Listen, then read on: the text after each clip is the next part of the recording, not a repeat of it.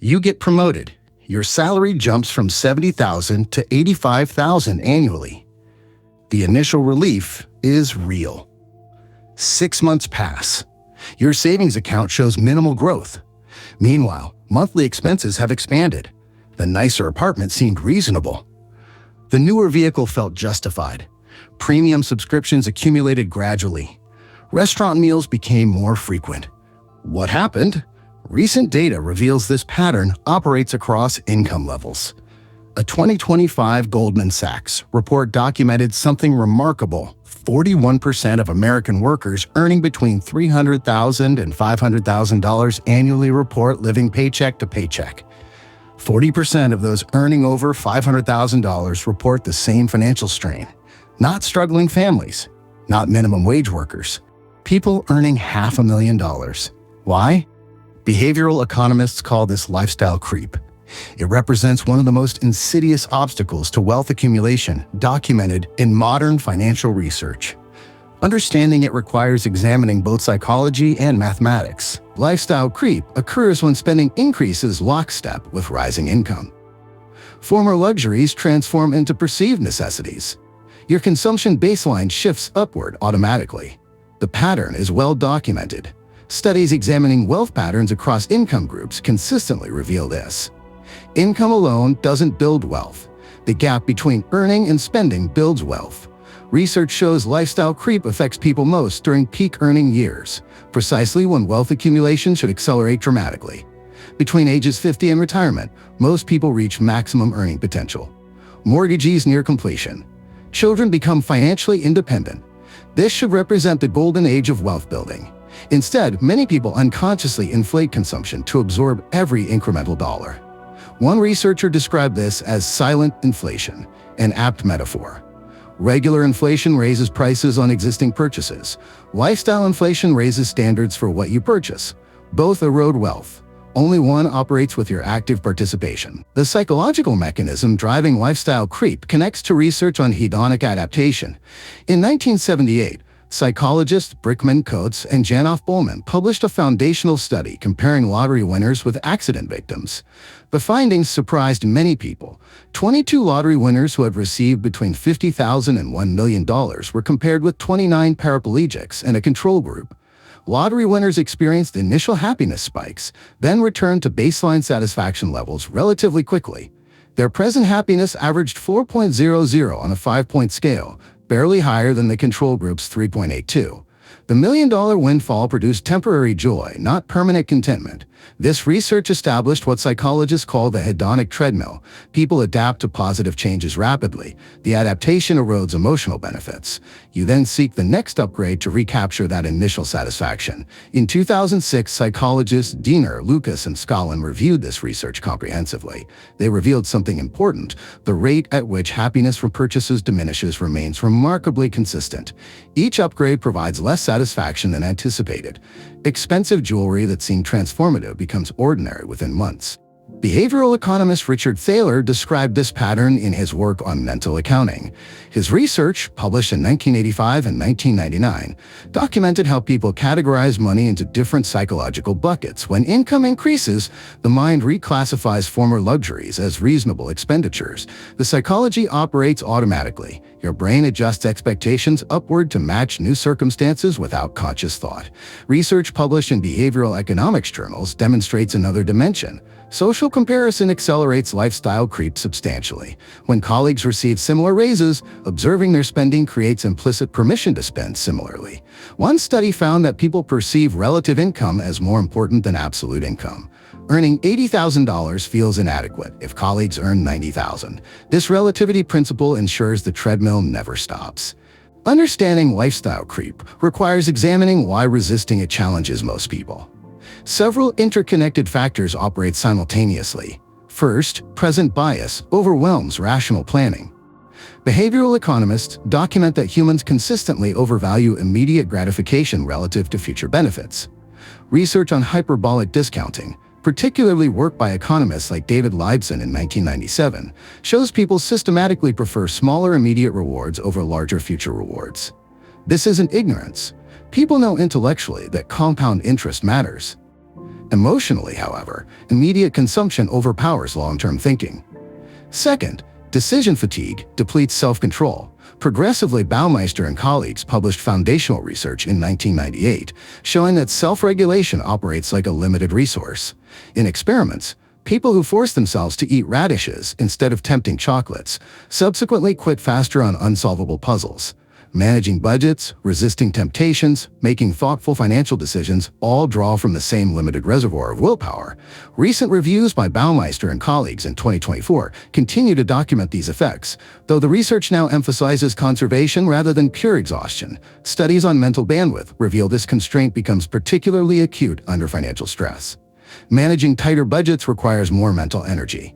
Ironically, those who most need disciplined spending find it hardest to maintain. Third, anchoring effects distort perception of reasonable spending. Behavioral research demonstrates people use initial reference points for subsequent decisions, often unconsciously. If you previously spent $30 on restaurant meals, spending $45 seems like a modest increase. You anchor to the old number, not to what you could save instead. Here's where behavioral economics offers genuine hope. If our psychology creates the problem, we can engineer solutions that work with our psychology rather than against it. Research on retirement savings provides the blueprint. In 2004, economists Richard Thaler and Shlomo Benartzi published results from their Save More Tomorrow program. The concept proves elegantly simple. Employees commit in advance to allocating portions of future salary increases toward retirement savings. The program incorporates 3 behavioral insights documented through extensive research. First, people find self-control easier to accept when delayed rather than immediate. Committing now to save later feels less painful than sacrificing consumption today. Second, the program frames the decision as allocating new money rather than reducing current spending. Psychologically, these feel entirely different. People resist cutting existing consumption fiercely. They accept redirecting future increases more readily. Third, and most critically, the program operates automatically. Once established, it requires no ongoing decisions. This eliminates decision fatigue and removes opportunities for rationalization.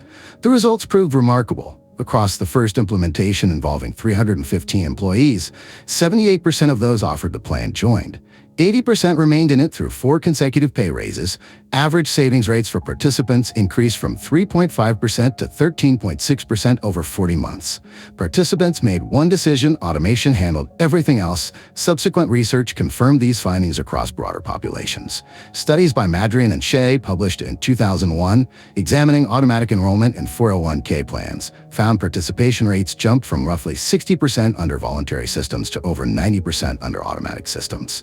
A more than 50 percentage point increase, the impact exceeded virtually all education-based interventions. Why does automation work so effectively?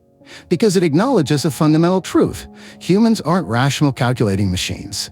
We're emotional beings with limited willpower, subject to present bias, influenced by social comparison, vulnerable to clever marketing.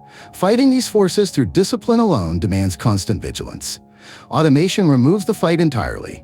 Thaler's research on mental accounting, which earned him the 2017 Nobel Prize, documented that people naturally create separate mental accounts for different purposes. Traditional economics dismisses this as irrational. Money is fungible, labels shouldn't matter. But behavioral economics proves the point. Mental accounting does matter because our psychology makes it matter. Research shows people resist spending from designated accounts far more than from general savings. $1 in emergency fund feels different from $1 in savings account, even though both represent identical value. One study examining this phenomenon found families with mentally designated savings accounts maintained those accounts even during financial stress, whereas families with unlabeled savings depleted them readily. Effective financial systems acknowledge this reality rather than fighting it. Implementing this strategy doesn't require complicated financial products or expertise.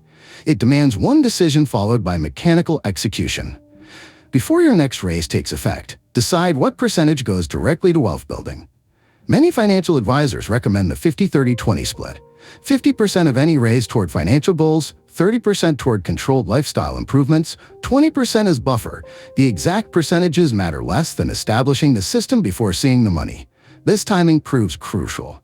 Once that larger paycheck hits your account, mental accounting will reclassify it as available for spending. Your brain will generate justifications, instantly establish automation through your employer's payroll system when possible. Many companies allow splitting direct deposits across multiple accounts. Configure your paycheck so the designated percentage flows directly into investment accounts or high-yield savings before touching your checking account. If payroll splitting isn't available, set up automatic transfers on payday. The transfer should execute before you review your account balance. The psychology here matters enormously. Money you never see in your checking account generates no sense of deprivation.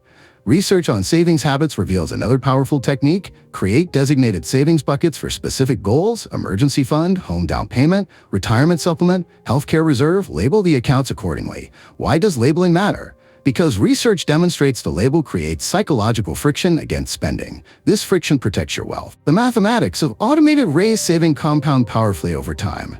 Consider someone earning $70,000 receiving 3% annual raises.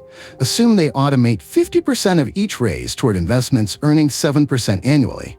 After 10 years, they've accumulated over $30,000, specifically from automated raise saving, excluding returns on those savings. After 20 years, over $85,000. After 30 years, over $170,000. This calculation excludes any other savings. It represents only the automated percentage of raises money they never consciously sacrificed because they never saw it as available. Meanwhile, their spending increased modestly. They're living on 50% more than their initial salary rather than double. For most people, this represents minimal lifestyle sacrifice. Research examining retirement adequacy confirms this pattern. Studies comparing households with similar incomes reveal dramatic wealth differences based primarily on spending discipline during peak earning years. The difference often exceeds several $100,000. One researcher analyzing financial trajectories found that people who automated savings during their 50s retired with substantially more wealth than demographically identical. People who intended to save but relied on willpower, intention proved nearly worthless. Automation proved transformative. Lifestyle creep represents a behavioral challenge, not a knowledge challenge. Most people understand intellectually that saving matters. They don't need more information about compound interest or retirement planning. They need systems that make the right choice automatic. The automation guardrail accomplishes exactly this. It captures raises before lifestyle creep consumes them. It eliminates ongoing decisions and removes opportunities for rationalization. It acknowledges that humans have limited willpower and designs around this limitation, rather than demanding superhuman discipline. Evidence from multiple research studies confirms the approach works across income levels, education levels, and demographic groups. The benefits accrue most dramatically for people with lower baseline savings, precisely the population that struggles most with traditional approaches. Does this mean you can't enjoy income growth? Absolutely not. The 50-30-20 framework explicitly includes lifestyle improvements. You're not eliminating consumption increases. You're merely ensuring they don't consume every dollar. The key insight from behavioral economics: one good decision executed mechanically outperforms 1,000 good intentions requiring ongoing discipline. Build the guardrail before your next raise. Configure the automation, then let psychology work for you instead of against you. Your future self will thank you for this one decision far more than for any number of good intentions.